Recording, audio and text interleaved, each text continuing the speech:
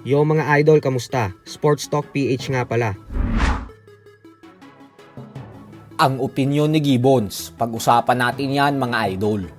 Ngunit bago ang lahat ay huwag kakalimutang mag-subscribe at i-click ang notification bell button for more sports talk. So para nga po sa mga hindi nakakaalam ay bagamat natalo si General Casimero sa hindi inaasahang pagkakataon sa Japanese underdog Yonosuke Kameda nitong nakalipas na linggo lamang, ay malaki po ang posibilidad na muling lumaban ang angas ng Pinas ngayong darating na buwan ng December.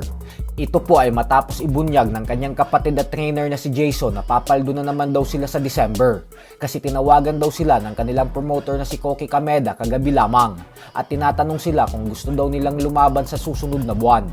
Hindi po natin alam kung magandang ideya para kay Cuadro Alas na lumaban agad sa lalong madaling panahon dahil ibig sabihin po niyan ay sasabak na naman agad siya sa isang matinding training camp.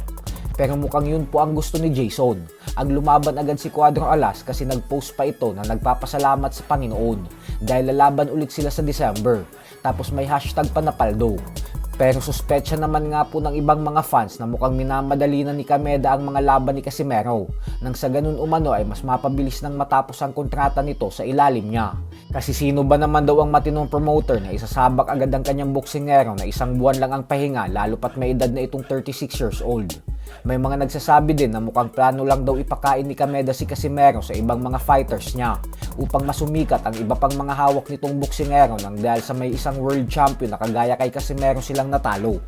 Ganun pa man ay ayon naman nga po sa MP Promotions President Sean Gibbons ay nakakalungkot man daw sabihin pero sa palagay niya umano ay kailangan nang maghanap ng ibang trabaho ni Casimero ngayon. Yung ipinakitang performance daw kasi ni Casimero kontra kay Kameda ay ang siyang hudyat na wala nang ibubuga pa ang angas ng Pinas pagdating sa larangan ng boxing. Kaya tapos na umano ang paksa ng buhay ni Casimero bilang isang boksingero. Sa kabilang banda naman mga idol ay matapos nga pong pahirapan ng current WBA Super Featherweight Champion Lamont Roach Jr., ang undefeated knockout artist Gervonta Tank Davis sa naging sagupaan nila kung saan naging tabla ang resulta nito, ay tila umaapaw na nga po talaga ng husto ang kanyang kumpiyansa sa sarili niya.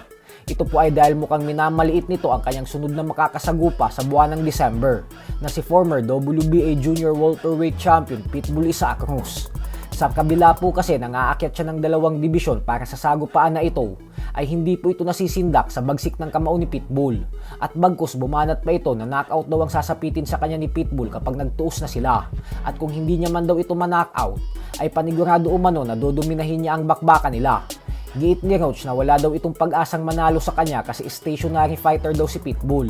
Lagi lang daw itong nakatayo sa harap ng kalaban, kaya naman easy target lang umano ang mga ganitong klaseng kalaban para sa kanya. Pangako niya umano na ibibigay niya kay Pitbull ang pinakamapait at masaklap na pagkatalong mararanasan nito sa buong professional boxing career niya.